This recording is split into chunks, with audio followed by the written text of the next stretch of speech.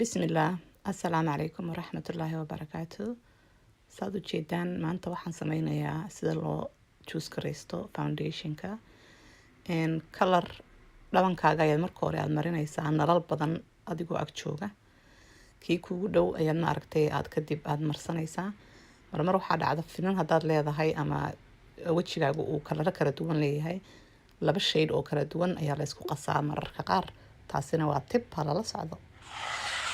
dhinaca kalar gaara ayaan mariyay sheekadan ka waramahe yaa lama doonayo doqon iyo habeen baa madow saaxiibayaa sheekadu markay makeup gaadho doqon iyo habeen baa madow yaa hal iska daayo gabdhaheena Soomaaliyeed faraqa u dhaxeeya marka aad wax saxsan marsatid iyo marka aad wax ka duwan aad marsatid foundationka hal kalar ama laba kalar inuu ka cadaado ama ka madoobaado lama doonayo waa inaad the right one aad choose gareysatid